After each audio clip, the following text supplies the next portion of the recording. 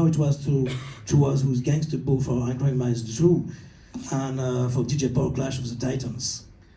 Man, Gangsta Boo was like my sister. Rest in peace. She was like, Drumma, what you want to eat? Like certain people, before you work, they care about, what are we gonna eat today? What you want to eat? What you do yesterday? How your family doing? How mama? You know, the first time my mama met Gangsta Boo, I was 16. I think I was 15 or 16. Gangsta Boo was coming to the house, and she had my mom blocked in when she was coming home from work. So my mom was pissed off. She was mad. She's like, I don't care who in the hell that is. If you don't get that car out my driveway. She was pissed off, you know what I mean? And they finally met.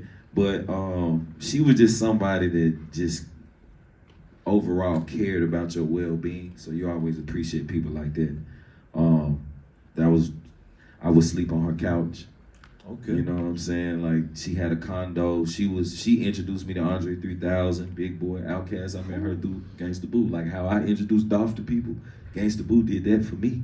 And she from South Memphis like you. Yeah, but she 3-6 Mafia. She working with Lil Jon. Yeah. She was doing a feature for Lil Jon, and she had got a condo in Atlanta. She was like, man, Drum, you know, you can come stay on the couch, man, just woo, woo, woo. And I would take trips to Atlanta. So while I'm working with Jody Breeze, Boys in the Hood, Jeezy, Standing Ovation, I was sleeping on Gangsta Boo couch. Okay. You know what I mean? And she introduced me to R.I.P. Natina from the R&B group Black.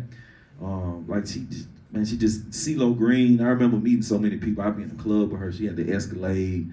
I'm in a little hoopty. You know what I'm saying? And I was everywhere through her. Man, y'all need to miss with Drumma Boy. Man, y'all need to miss with Drumma Boy. Man, y'all need to miss. So it's always positive memories working with Gangsta Boo. When we did that song, we was in the basement of my boy Rio house. And she was just like, I need 2 classics for this particular song. You know what I'm saying?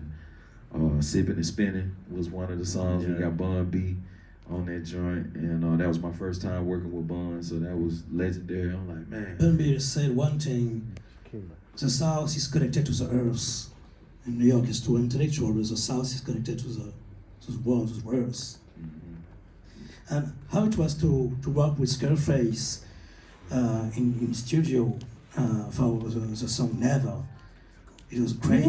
This Gambo funk with N.O. Joe, man, this is magic type era.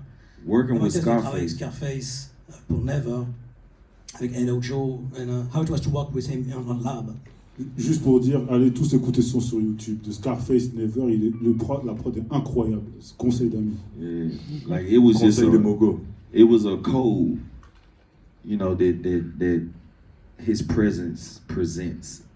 It's like a certain it's like Jay-Z or certain upper echelon people where you know they cut a certain way. You know what I'm saying? And how he moved and how he greeted and respect me as a person. You know, all of that. Your character, your demeanor, who you are as a person is everything. You know what I mean? And Scarface just was full of respect. You know what I'm saying?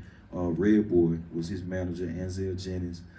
That's who was plugging me with Tila and handling the business, introduced me to Jay Prince. I'm getting paid from all the bosses. Jay Prince, Birdman, Master P, Scarface, you know what I'm saying? Jeezy, Jimmy Henchman, all the top bosses. I'm you know what I'm saying? Big Block, Boys in the Hood, Puff. When he was, you know what I'm saying, doing the deal with the Boys in the Hood, like whoever we needed, Henry Lee Nooney on Noontime. They had Jonte Austin, Jazzy Faith, Donnie Scantz, J-Dub, Brian Michael Cox, Sierra, Ashanti, before Murder Inc. Okay. Like, man, you know, then they came with August Alsina. You know what I mean? So it's just, you know, about delivering. And I think that's what I was able to do at a certain age. When somebody spend money with me, they make profit.